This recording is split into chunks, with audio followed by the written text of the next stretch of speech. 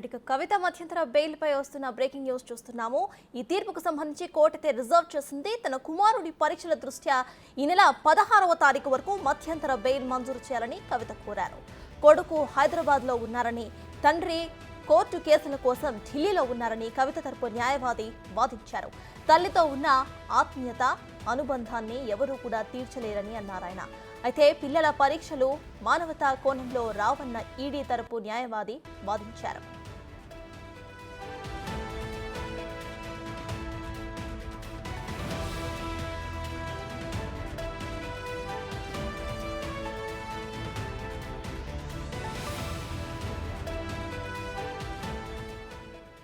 కవిత మధ్యంతర బెయిల్ పై తీర్పును court reserve చేసింది. తన కుమారుడి పరీక్షల దృష్ట్యా ఈ నెల 16వ తారీఖు వరకు మధ్యంతర బెయిల్ను మంజూరు చేయాలని కవిత కోరారు.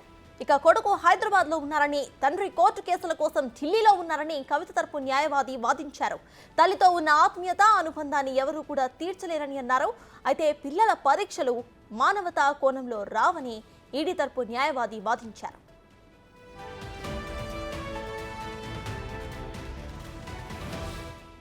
ఇదే విషయంపై పూర్తి డీటెయిల్స్ మా ప్రతినిధి శివ ఢిల్లీ నుండి లైవ్ లో అందించడానికి సిద్ధంగా ఉన్నారు. శివ, చెప్పండి, ఇటు కవిత మధ్యంతర బెయిల్ పై అయితే అటు వాడి చర్చలు జరిగినట్టు తెలుస్తోంది. ఇక తీర్పును కోర్టు రిజర్వ్ చేసినట్టు కూడా తెలుస్తోంది. సో ప్రెసెంట్ అప్డేట్స్ ఏంటి?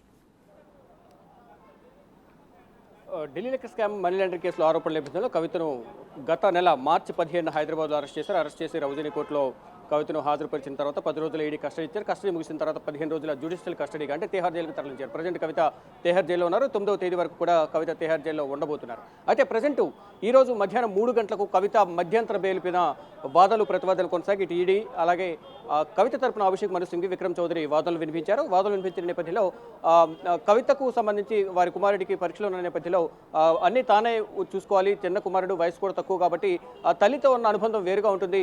అంటే ఒంటరిగా ఉంటున్నాడు.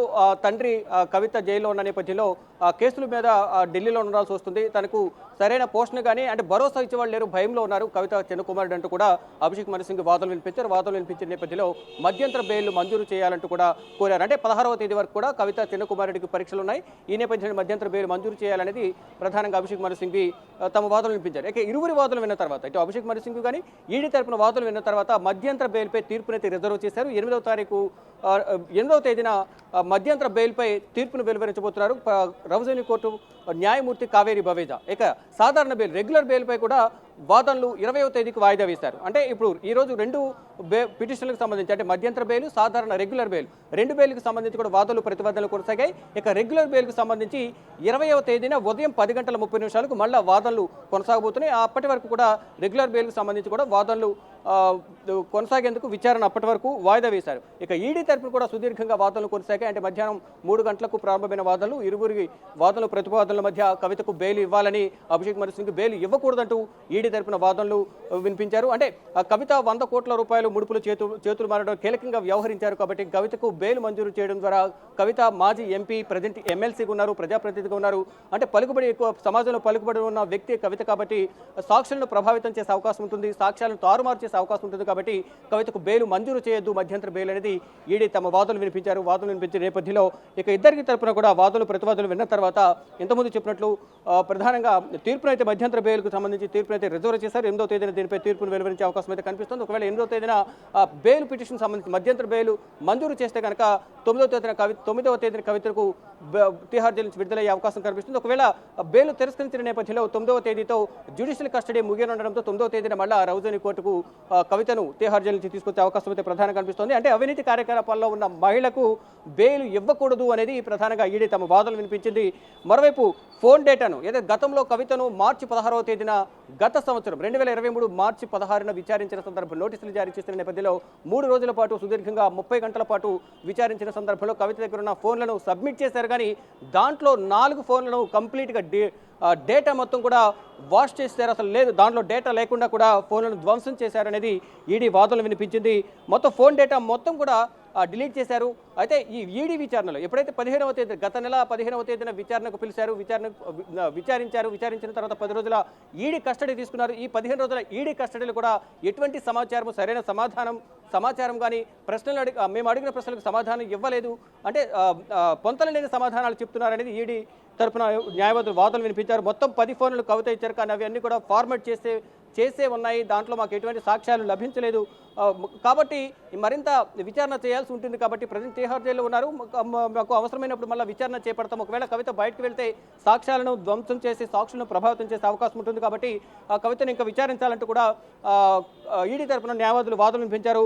అయితే అప్రూవర్గా మారిన వ్యక్తిని తనకు వ్యతిరేకంగా సాక్ష్యం చెప్పవద్దంటూ కవిత బెదిరించారు.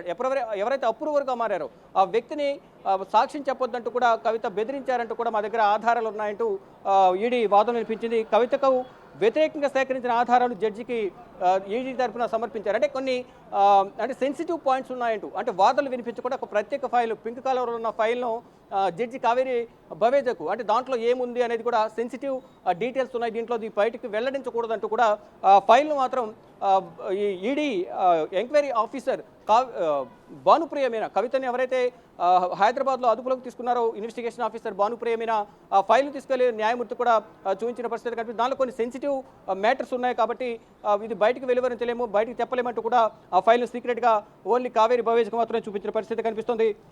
అంటే కవిత చిన్న కొడుకు ఏం ఒంటరిగా లేడు, తన సోదరుడు, పెద్ద సోదరుడు ఎవరైతే ఉన్నారో 22 ఏళ్ల సోదరుడితో ఉన్నారు, అందరు కుటుంబ సభ్యులందరూ కూడా కలిసే ఉంటున్నారు, అతనేమో ఒంటరిగా లేడంటూ కూడా ఈడీ తరపున వాదనలు వినిపించారు.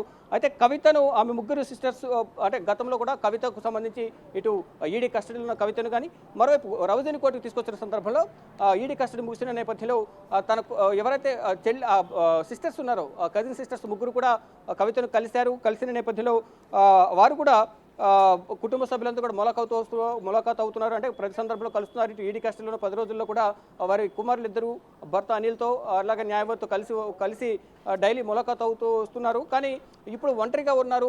పరీక్షలు పేరు చెప్పి బెయిల్ పేరు మీద బయటకు రావాలని తప్పించుకునే ప్రయత్నం చేస్తున్నారంటూ కూడా ఈడీ వాదనలు వినిపిస్తుంది. ఇప్పటికే తన చిన్న కుమారుడికి ఇప్పటికే సగం పరీక్షలు పైగా అయిపోయినాయి, ఇప్పుడు పరీక్షలు ఇంకా మరికొన్ని రోజులు ముగియబోతున్నాయి అంటూ కూడా ఈడీ వాదనలు వినిపించింది. కానీ ఇటు కవిత తరపున మాత్రం 16వ తేదీ వరకు పరీక్షలు ఉన్నాయి కాబట్టి తనకు దగ్గర నుండి చూసుకోవాల్సి ఉంటుంది.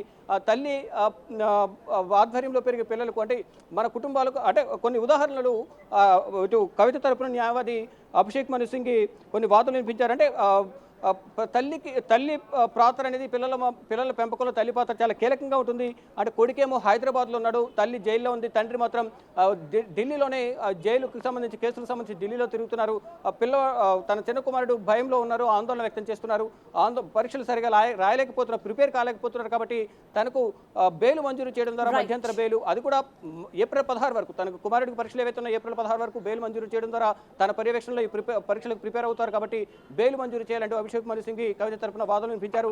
కానీ కవితకు బెయిల్ మంజూరు చేయడం ద్వారా ఏదైతే 100 కోట్ల ముడుపులు మారాయో దానికి సంబంధించిన సాక్షులను ప్రభావితం చేసే అవకాశం ఉంటుంది. కాబట్టి కవితకు బెయిల్ మంజూరు చేయొద్దంటూ కూడా ఈడీ తరపున వాదనలు వినిపించారు. ఇక ఇరువురి వాదనలు విన్న తర్వాత న్యాయమూర్తి కావేరి బవేజా తీర్పును, మధ్యంతర బెయిల్కి సంబంధించి తీర్పును రిజర్వ్ చేశారు. 8వ తేదీన దీనిపై తీర్పును వెలువరించే అవకాశం అయితే కనిపిస్తుంది. మరోవైపు రెగ్యులర్ బెయిల్, సాధారణ బెయిల్కి సంబంధించి మాత్రం 20వ తేదీ ఉదయం 10 గంటలకు మళ్ళా సాధారణ బెయిల్పై వాదనలు ప్రతిపాదనలు కొనసాగే అవకాశం ఉంది. ఆ రోజు ఈ సాధారణ బెయిల్పై విచారణ చేపట్టబోతున్నారు. Right, thank you Shiva.